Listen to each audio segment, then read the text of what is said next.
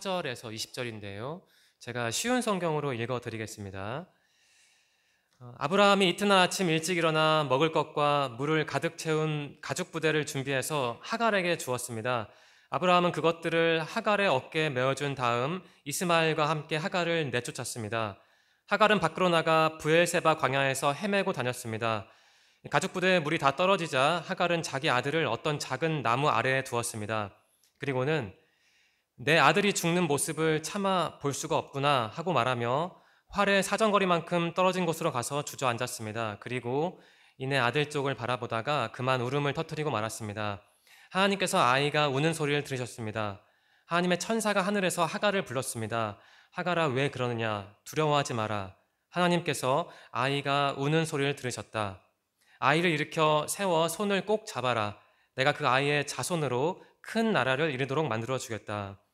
하나님께서 하갈의 눈을 밝게 하셨습니다. 그러자 하갈은 우물을 발견하게 되었고 그 우물로 가서 가죽 부대에 물을 담아다가 아이에게 먹였습니다. 그 아이가 자라는 동안 하나님께서 그 아이와 함께 계셨습니다. 이스마엘은 광야에서 살았고 훌륭한 활자비가 되었습니다. 아멘. 대학교 OT 때로 기억합니다.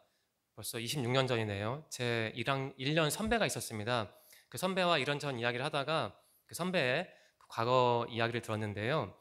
대학에 입학하기 전에 그러니까 직장 생활을 했더라고요. 그런데 그 IMF, 뭐 청년들 아실지 모르겠는데 그 IMF 체제 때문에 그 직장을 잃은 경우였어요. 대표가 그 선배를 부르더니 이런 말을 하더래요. 너가 나이가 가장 어리지 않냐. 그러니까 나가라 라는 말이었습니다. 다른 사람은 처자식이 있는데 너는 처자식도 없고 어리니까 나가라는 거죠. 새삼 한국 사회에서 나이가 얼마나 중요한지 또 저는 알게 됩니다. 그러니까 나이는 이 나라에서 숫자가 아니에요. 그러니까 권력이에요, 권력. 그러니까 그 선배는 그런 나이로 권력화된 서열화된 그런 사회 구조의 희생양이었던 거예요. 예나 지금이나 사회 구조란 게 있지 않습니까? 뭐 개인의 개성과 인격과 영혼을 존중하는 구조도 있죠. 하지만 반대로 개인의 개성과 뭐 인격을 좀 무시하는 그런 구조도 있는 것 같아요. 자, 본문에도 그러한 사회 구조가 나와요. 어떤 구조죠? 그러니까 주인과 종이라는 경직된 구조입니다. 자, 본문을 보시면 인물이 5명 나오네요. 우리가 다 아는 인물이죠. 아브라함과 그의 아내 사라, 그리고 아들 이삭, 그리고 사라의 몸종 하갈, 또 하갈의 아들 이스마엘 5명이 나옵니다. 아시다시피 사라가 자식이 없을 때 그 아브라함을 통해서 이스마엘을 낳게 하지 않습니까? 네, 그러고 나서 한 14년 뒤에 그 아브라함이 이삭을 낳게 되죠. 자, 이삭이 젖되는 날, 그러니까 한 2살이나 3살쯤 되는 날에 그 사라는 좀 충격적인 일을 겪게 됩니다. 그 이스마엘이, 그러니까 당시 이스마엘은 한 17살? 그 정도 된 것 같은데 그 이삭을 보고 막 놀린 거예요. 이제 그런 일을 겪죠. 더 참지 못해서 그 사라가 아브라함 남편에게 요청하잖아요. 그 싸가지 없는 하갈년 그리고 그 아들 새끼 꼴 보기 싫으니까 빨리 쫓아내라고 막 닥닥 뭐 바가지 긁는 거예요.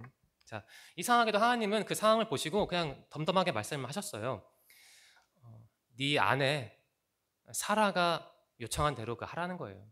그 하갈과 이스마엘을 그냥 쫓아내라는 거예요.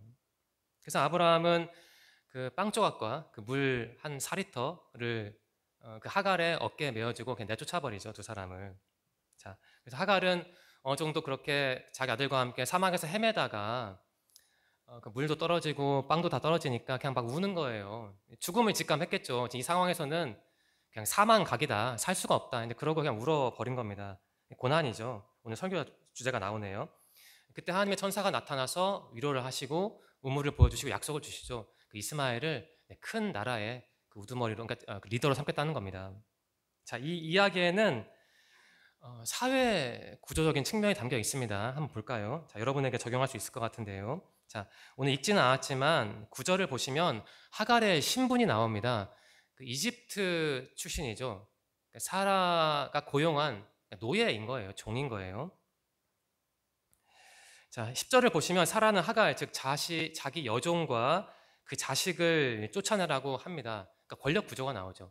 그러니까 주인이 있고 종이 있으니까. 그러니까 종은, 노예는 거의 사람이 아니니까 이제 그러한 일을 할 수 있는 것이죠.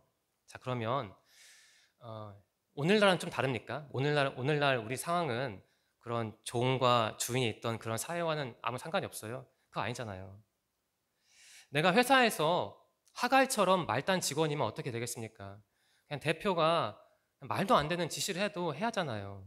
그냥 나의 인격을 갉아먹는 말을 해도 참아야 하고, 왜? 월급을 받아야 하니까. 그러니까 우리도 비슷한 겁니다. 제가 앞서서 제 선배에게 했잖아요. 네가 나이가 잘 어리다. 그러니까 좀 나가달라. 근데 그러고도 한마디 못 하잖아요. 그러니까 본문에 나오는 하갈이 바로 그러한 위치인 겁니다. 사회적인 약자. 뭐 부당한 대우를 받아도 그러니까 찍소리 못하는 그런 상황인 거죠. 또 이어서 14절과 15절을 보시면 그러니까 그러니까 사라가 아브라함을 막 닥달하잖아요. 저 하갈하고 이스마엘 쫓아내라고. 그래서 겨우 그 빵과 물을 주고 그 힘없는 모자를 내보내지 않습니까? 자, 오늘날은 다릅니까? 오늘날에도 하갈과 이스마엘 같은 사람들이 있잖아요. 예를 들어볼까요? 사회적인 약자가 있죠. 뭐 비정규직 지원들, 그리고 뭐 1년마다 계약을 갱신하는 그런 청년분들. 예전에 그런 사건이 있었잖아요. 그 태안 화력발전소의 김영준 씨인가요? 그 정규직들이 하지 않는 일 하다가 그 삶을 마감한 분, 그리고 구의역에서 그 스크린도어를 수리하던 그 정규직 청년, 끼니도 제대로 먹지 못하고 일하다가 그냥 진입한 열차에 치여서 목숨을 잃고 그러한 일들이 많이 있지 않습니까? 우리 사회에도 하갈과 이스마엘 같은 사람들이 많은 거예요. 자, 아브라함과 사라는 위대한 인물이었습니다. 사실 누릴 거 다 누렸죠. 잘 살았어요. 오늘날 막 청담동, 강남, 땅 부자 그런 수준이었을 거예요. 그 사람들 어찌 보면은 특권층이 없어요. 많은 걸 누렸습니다. 그리고 어찌 보면 비인간적인 그런 지시도 막 서슴없이 하던 위치에 있었어요. 물론 당시 구조가 그랬으니까 어쩔 수 없긴 하지만 아무튼 그 행동을 보면 그러한 지시도 했던 겁니다. 그 힘없는 모자를 내쫓았잖아요. 저는 이렇게 표현하고 싶은데 그 아브라함과 사라 부부는 좀 비판을 하자면 좀 특히 사라는 좀 미성숙한 인간인 것 같아요. 잘 읽어보시면 생각하는 거나 행동하는 게 결코 성숙한 여자는 아니었습니다. 자, 그런데 하나님은 그런 아브라함과 사라라는 특권층, 권력층에게 얻어맞은 하갈과 이스마엘을 어떻게 하신 거예요? 구원하신 거예요. 자, 본문에 나오는 우물이 그 점을 상징합니다. 자, 여러분에게 적용할 수 있죠. 때로는 내 삶의 조건과 환경과 생활 수준이 하갈과 이스마엘 같을 수도 있잖아요. 막막하고 뭐 잃어버려도 말도 못하고 대표에게 맞아도 뭐 하소연도 못하고 그럴 수도 있죠. 자, 그런 순간 여러분이 있을 겁니다. 근데 그게 끝이 아니라는 것, 그 교훈을 우리가 오늘 설교를 통해서 말씀을 통해서 얻자는 겁니다. 자, 하나님이 고난당하는 여러분을 위해서 그러니까 우물을 준비하신다. 이러한 평범한 사실을 좀 설교를 들으시면서 기억하시면 좋겠어요.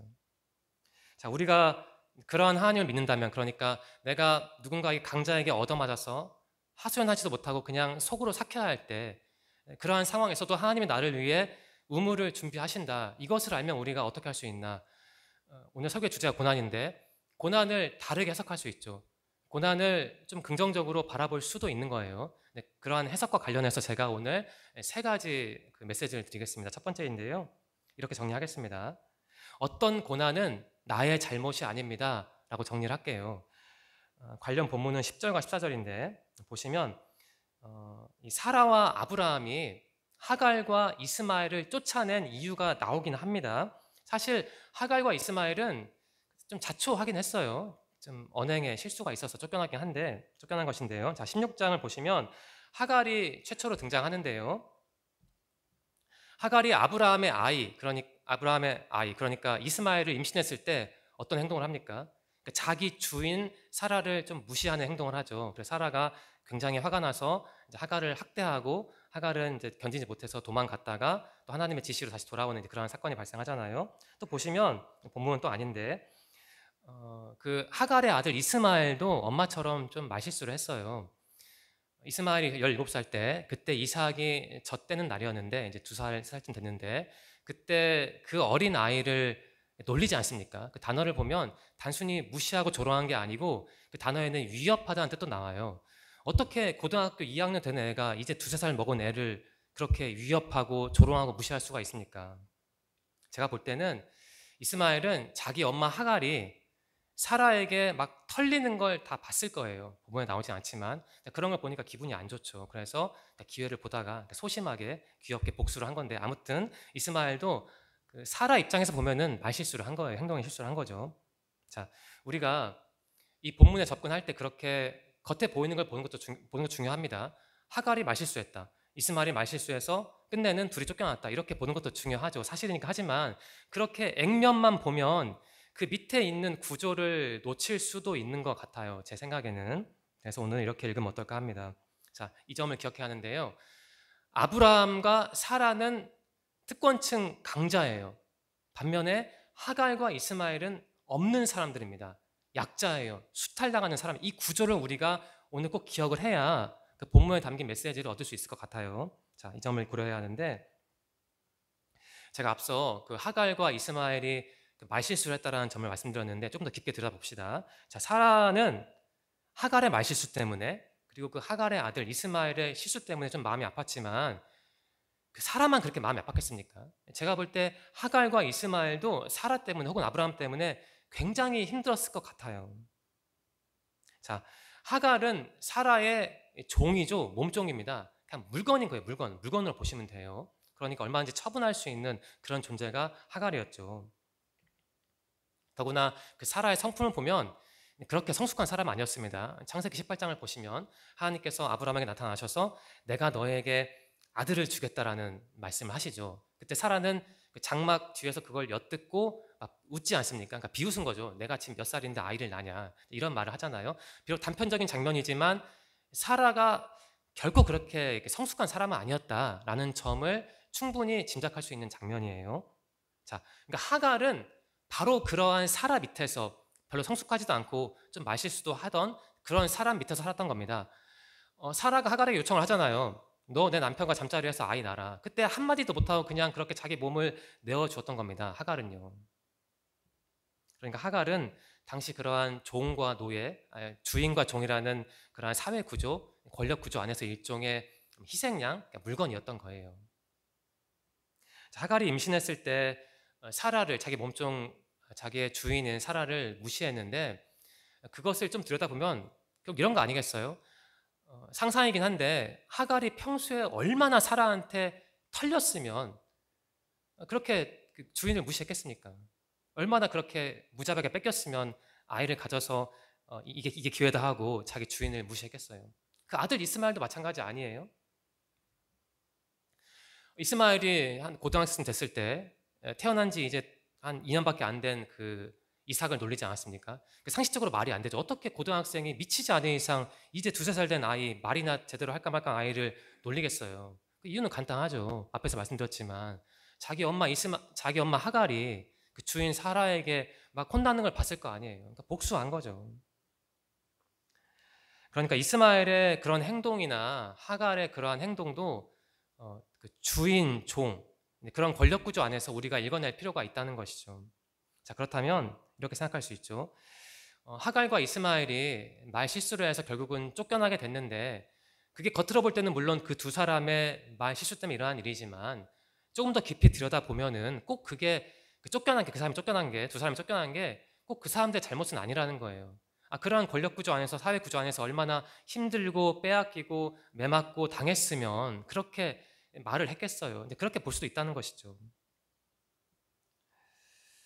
저는 그래서 이렇게 제가 첫 번째 메시지 정리를 한 겁니다.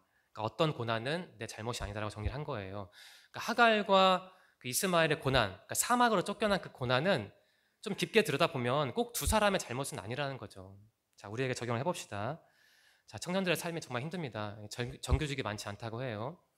그리고 대다수가 1년씩 계약을 연장하고, 저도 그렇게 살았습니다. 출판사 다닐 때. 그래서 늘 재계약할 때는 사실 좀 지금 생각하면 좀 창피하긴 한데 이게 계약이 될까 하면서 좀 조마조마했던 그 경리과장 눈치를 봤던 그런 기억이 나긴 하는데, 그리고 또 정규직 힘들게 들어가도 그냥 운 없으면 그냥 두세 명이 하는 일을 다 맡아서 하다가 그냥 지쳐서 막 나오는 경우도 많잖아요.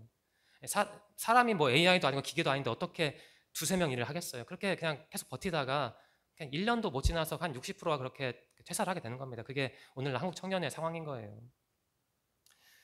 그런데 그런 청년들에게 어떤 어른들이 이렇게 말하지 않습니까? 뭐 네가 잘 몰라서 그래. 뭐 사회는 쉽지 않아. 나 때는 더 어려웠어. 뭐 하는 사람은 한다. 뭐 좀 버텨야지. 이런 말을 하면 물론 그런 말씀을 이해는 하지만 그 말을 듣는 청년들은 얼마나 좀 비참하고 또 어찌 보면 그러한 말씀이 맞는 말씀이지만 사실 좀 잔인하긴 하죠. 왜 잔인한 말이냐? 아니 그 청년이 힘들게 사는 게 개인이 무능해서라기보다는 그러한 사회 구조에 그런 경직된 노동 구조에 잡혀서 고생을 하는 건데 그냥 그걸 두고 그러니까 네 잘못이다 너만 잘하면 된다라고 말을 하면 사실 그게 잔인한 거지. 그러면 뭐가 잔인한 거예요? 저는 그렇게 말씀드리고 싶어요. 자, 여러분이 가령 어떤 경직된 그러한 노동 구조 때문에 돈도 못 모으고 그냥 막 고통을 당하고 고생을 할 때 그럴 때 이렇게 생각하시면 좋겠어요. 이게 꼭 내 잘못은 아니다. 이렇게 생각하는 게 해석하는 게 저는 필요하다고 봐요. 이걸 한번 성경적으로 뒷받침해 볼까요? 요한복음 9장 1절과 2절을 보시면 맞죠? 어느 날 예수님과 제자들이 길을 가다가 태어날 때부터 앞을 못 보는 사람을 만납니다. 그때 제자들이 질문을 하죠. 예수님께. 예수님, 이 양반, 이 사람이 이렇게 눈을 못 보는 게 이 사람의 잘못 때문입니까? 아니면 그의 부모의 죄 때문입니까? 라고 질문을 해요. 그러니까 실질적으로 제자들의 인식은 뭐냐면 너가 고생하는 건 거의 네 잘못이라는 거예요. 그게 당시 사회 구조였습니다. 구조라면. 그때 예수님이 대답을 하시죠. 이 사람이 부족해서 고통을 당하는 게 아니고 이 사람의 그러한 어려움을 통해서 하나님이 일을 하실 거다 이런 말씀을 하시잖아요. 그게 우리에게 우리 한국 사회 청년들에게 분명한 메시지가 될 수 있다고 저는 좀 강조해서 말씀을 드리고 싶어요. 그러니까 이런 것이죠. 내가 어떤 고난을 당할 때, 오늘 설교 주제가 고난이잖아요. 그것을 두고 그냥 내가 부족해서 그래, 내 부모가 이래서 뭐 내 부모가 가난해서 그래 이렇게 말하는 게 결코 성경적으로 옳지 않다는 거예요. 그럼 어떻게 해야 하냐? 내가 왜 고난을 당하는지 때로는 그 사회적인 그 구조도 봐야 하죠. 무엇이 나를 힘들게 하는지 그것을 바지런히 정리하는 거예요. 그냥 내 잘못이야, 나만 잘하면 돼 이렇게 말하는 게 결코 신앙적인 성숙한 사람의 자세가 아니라는 겁니다. 예수님의 대답이 그렇게 보여주는 거예요. 모든 걸 여러분이 고통을 당할 때 모든 걸 자기 탓으로 돌리지는 마세요. 자, 정리하면요. 어떤 고난은 결코 여러분의 잘못이 아닙니다. 그리고 어떤 고난은 여러분에게 기회가 돼요. 어떤 기회냐면 하나님을 만나는 소중한 기회가 되는 것이죠. 자, 여기서 이제 두 번째 메시지가 나오는데요. 이렇게 정리를 하겠습니다. 사람은 나를 버려도 하나님은 나를 품으십니다. 라고 두 번째 메시지를 정리할게요. 자, 관련 본문이 13절, 17절 그 정도 되죠. 자, 사라가 남편을 막 닥달합니다. 아브라함을. 자, 싸가지 없는 하가라고 그 아들 이스마엘 빨리 쫓아내라는 거죠. 꼴 보기 싫으니까. 그래서 아브라함은 그냥 어쩔 수 없으니까 그냥 쫓아내죠. 근데 좀 힘들어했어요. 왜냐하면 뭐 하갈이 어쩔 수 없다 쳐도 어쨌든 이스마엘은 자기 DNA를 가진 자식이니까 좀 고민을 하게 된 것이죠. 그때 하나님이 아주 산뜻하게 교통 정리를 하십니다. 고민하지 말고 네 아내 사라가 하자는 대로 하라는 거예요. 내보내라는 거죠. 두 사람을, 하갈과 이스마엘을. 그러고 나서 하나님 말씀하시죠. 이스마엘도 비록 종을 통해서 난 아들이지만 아브라함 너의 자식이니까 내가 그 이스마엘에게 큰 복을 주겠다. 이제 그런 말씀하시는 거예요. 하나님께서. 자, 아무튼 아브라함은 하나님의 말씀을 들은 다음에 하갈과 이스마엘을 매정하게 쫓아냅니다. 물론 아브라함은 어찌 보면은 하나님의 허락을 받았다면 받고 두 사람을 사막으로 쫓아낸 것이지만 저는 일단 그것은 배제하고 아브라함을 그 행동의 측면에서만 봤어요. 그러니까 아브라함의 행위만 봤던 겁니다. 자, 보시면 잘 보시면 재밌는데 아브라함이 그러니까 물과 빵을 제가 대충 계산해 보니까 물은 한 4리터고 빵은 한 600g 되는 것 같아요. 당시 사람들이 먹었던 양을 고려할 때 한 5kg 정도 되는 짐을 하갈의 어깨에 메어줍니다. 당시 이스마엘은 17살이었어요. 엄마보다 힘이 있는 나이였는데 자기 아들이라고 아꼈는지 그 짐을 그 힘없는 여성의 어깨에 그냥 지워주잖아요. 성경 읽어보세요. 그러니까 아브라함은 사실 그런 사람이었던 거예요. 그러니까 아브라함은 그런 남자였어요. 그리고 하갈은 그렇게 쪼잔하다면 쪼잔한 남자에게 얻어맞고도 말 한마디 못하는 그게 하갈이었던 거예요. 당시의 사회 구조가 보이지 않습니까? 그러니까 주인과 종이라는 그런 사회 구조가.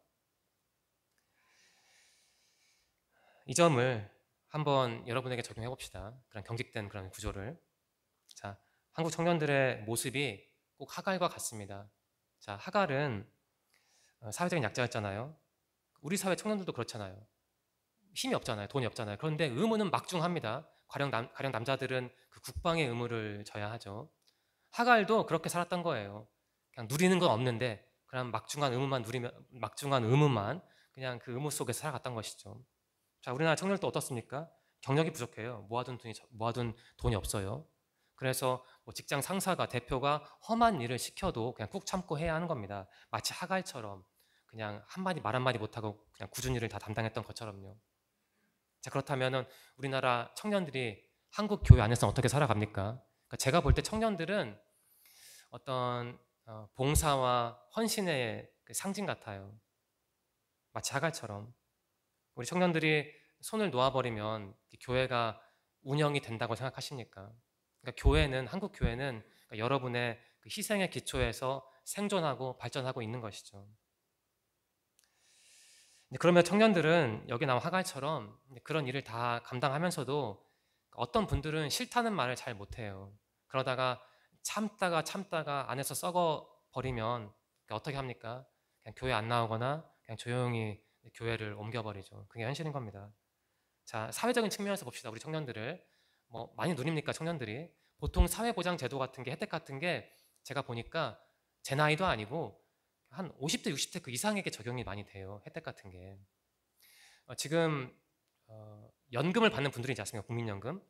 그분들이 받는 연금 중에 일부는 여러분이 일해서 내는 그 사대보험 거기서 지출이 되는 거예요. 그러니까 청년들이 어른들을 어찌 보면 부분적으로 도와드리고 먹여 살리고 있는 것이죠. 그게 현실이고 사실이에요. 자, 우리 정리를 하면 우리나라 청년들은 사회적으로 보나 뭐 교회적으로 보나 문화적으로 보나 경제적으로 보나 되게 힘이 없어요. 약자예요. 그런데 우리나라 어른들이 청년들 어떻게 대합니까? 얼마나 이렇게 보듬어 주나요? 보살펴 주나요? 제가 볼 때 어른들은 착각을 하시는 것 같아요. 청년들이 항상 그 자리에 영원히 있을 줄 아나 봐요. 근데 그게 아니잖아요. 청년들도 나이가 먹고 결국은 장년이 되고 중년이 되는데 그걸 별로 생각하지 않으시는 것 같아요. 제가 볼 때는. 특히 교회에서 그런 모습이 많은 것 같아요. 얘네들이 언제든지 얼마든지 교회 봉사를 할 것이다. 과연 그렇습니까? 저는 목사로서 이제 그러한 청년들에게 어디 가도 환영받지 못하고 그냥 특권을 누리기보다는 그냥 의무 속에 살아가는 청년들에게 감히 이런 말씀을 드리고 싶어요. 우리 사회가 어른들이 저 같은 사람들이 여러분을 보듬어 주지 못하더라도 그것에 너무 실망하지 말고 이 점을 기억하시면 좋겠어요. 제가 성경 말씀 다시 읽겠습니다. 17절과 18절인데요. 제가 읽겠습니다. 하나님께서 아이가 우는 소리를 들으셨습니다. 하나님의 천사가 하늘에서 하갈을 불렀습니다.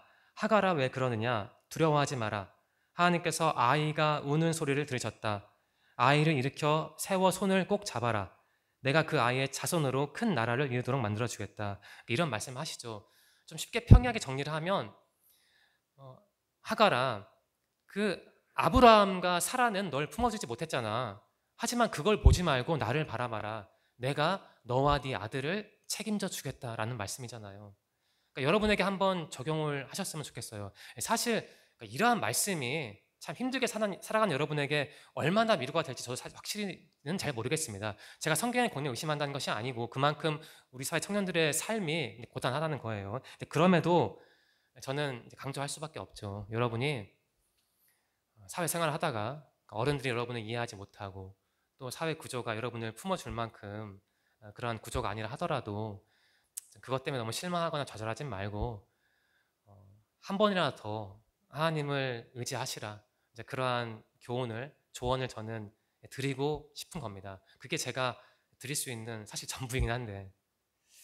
자, 17절을 보세요. 하나님께서 이스마엘의 우는 소리를 들으셨대요. 원문으로 보면 그냥 소리입니다. 울다라는 표현은 없는데 근데 앞에서 엄마가 울었으니까 아들도 울었겠죠. 그러니까 울었던 게 맞은 것 같아요. 그리고 여기서 울다라는 단어에는 뭐 기도라는 그런 뉘앙스는 전혀 없어요. 그냥 울어버린 거예요. 하지만 저는 좀 다르게 해석을 하고 싶어요. 이건 뭐 신학적으로 문제가 있는 해석일 텐데 저는 하갈과 이스마엘이 그날 기도를 했다고 그렇게 비약적으로 해석을 해봤어요. 어쨌든 결과를 보면 하나님께서 그 모자의 우는 소리를 듣고 답변을 주셨잖아요. 그러니까 기도를 한 거죠. 자, 여기서 하나님이 어떤 분인지 나와요. 하나님은 우리가 고통스러울 때, 그래서 울 때, 그리고 하소연할 때, 푸념할 때 그걸 무시하는 분이 아니고 그걸 들어주신다는 거예요. 오늘 그 점 하나만 기억하시면 좋겠습니다. 내가 힘들어서 울면서 내 마음을 적실 때 다른 사람은 한두 번 들어주고 듣지 않겠지만 하나님은 그런 나의 푸념과 하소연을, 고통의 부르짖음을 다 들으신다. 우리가 이 점만 기억해도 좋을 것 같아요, 오늘. 자, 한국 청년분들이 한국 사회라는 좀 불합리하고 경직된 그런 사회에서 늘 시달리며 살아갑니다.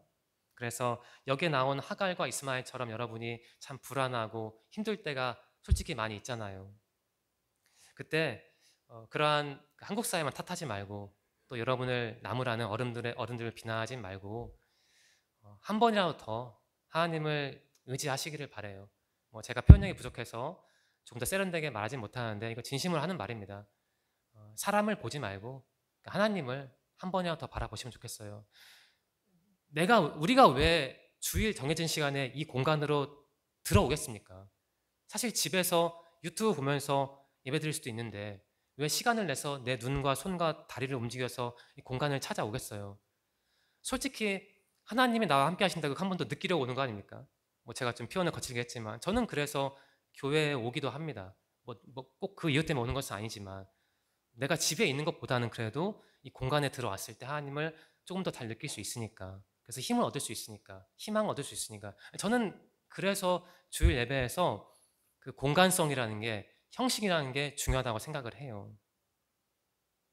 자, 여러분, 한국 사회가 여러분을 품지 못하더라도 너무 그것에 실망하지 말고 여러분을 대신 품어주시는 하나님을 바라보시기 바랍니다. 그렇게 사람을 보지 않고 하나님에게 시선을 옮기는 것도 믿음이에요. 자, 이제 세 번째 교훈 넘어갈 텐데요. 제가 앞에서 두 번째 교훈을 드렸죠. 사람은 여러분을 품지 못하더라도 하나님은 여러분을 품으신다라는 교훈을 드렸는데, 자, 하나님이 여러분을 단지 품는 것만이 아니고 실질적으로 살 길을 열어주시는 분이죠. 그게 세 번째 메시지인데요. 이렇게 정리하겠습니다. 마지막 메시지인데요. 내 인생이 사막 같아도 하나님은 살 길을 여십니다. 라고 마지막 메시지를 정리하겠습니다. 자, 보시면 본문은 19절과 20절인데 읽진 않겠습니다. 자, 하갈은 그 물주머니 한 개와 한 4리터, 5리터 되는 그 물주머니 한 개와 빵 한 몇 조각을, 뭐 한 600, 700g을 들고 사막으로 가죠. 그러니까 말도 안 되는 양식을 가지고 간 겁니다, 사막으로. 그러니까 실질적으로 아브라함은 두 사람을 그냥 방치한 것 같아요. 그냥 나가서 죽어버리라고 그렇게 그냥 내보낸 것이죠. 그러니까 사막은 죽음을 상징하니까요. 자, 얼마나 시간이 흘렀는지는 모르겠습니다. 기록이 없으니까요. 근데 어느 시점이 되자 물도 없고 빵도 없고 그 아들 이스마엘은 자꾸 힘들다고 울어대고 하니 사라 입장에서는 진짜 미쳐버릴 지경인 거죠. 사라는 이집트 출신입니다. 당시 아브라함과 하갈은 이집트 출신이죠. 당시 아브라함과 사라가 살았던 땅은 그랄로 추정되는데 오늘날 가자지구 쪽이에요. 거기서 이집트까지는 적게 잡아도 200km예요. 자식이 없다면 그 적은 식량 가지고 어떻게든 고향으로 갈 수도 있겠죠. 하루에 한 30km 걸으면 일주일이면 가니까, 또 중간에 물이 있으면 어떻게 버틸 수도 있죠. 하지만 지금 이 상황에서 자식도 있는데 겨우 물 4리터와 빵 1kg도 안 되는 거 가지고는 살 수가 없습니다. 그러니까 죽음을 직감한 거예요.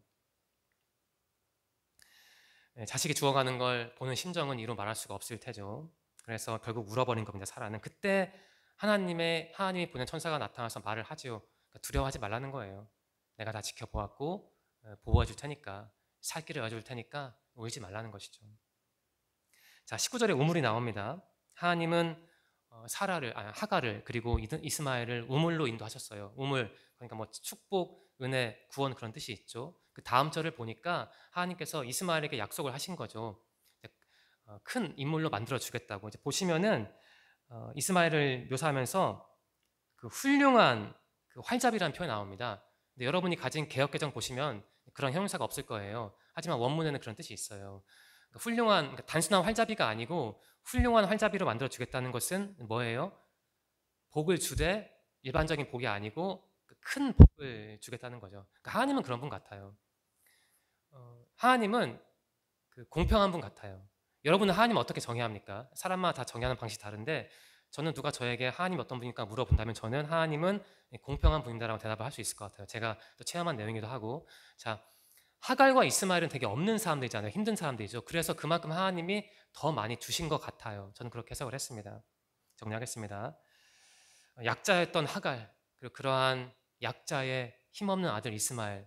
하지만 하나님은 두 사람에게 큰 복을 주셨죠. 하나님은 그런 분이에요. 그런 사회 구조에 갇혀서 매맞고 처맞고 그러고도 말 한마디 못하는 그런 사람들의 그런 고통을 다 들으시고 그들에게 좋은 것을 주신다고요. 일반적인 게 아니라 정말 좋은 것을 주시는 분이 바로 우리가 섬기는 하나님이라는 겁니다. 자, 이 점을 적용을 해야 하는데 이건 여러분이 알아서 적용을 하시기 바랍니다. 자, 우리 청년분들이 이 하갈이 사막으로 쫓겨나는데 여러분의 삶이 마치 하갈이 쫓겨난 그러한 사막과 같은 삶일 때가 있을 거예요. 그때 부모를 너무 원망하지 말고 또 자신의 처지를 너무 비관하지 말고 대신 또 같은 말씀을 드리지만 하나님을 한 번이라도 더 의지해 보세요. 제가 더 구체적으로 지침을 드리면 꼭 기도를 하셨으면 좋겠어요. 자, 여기 보시면 제가 해석을 했잖아요.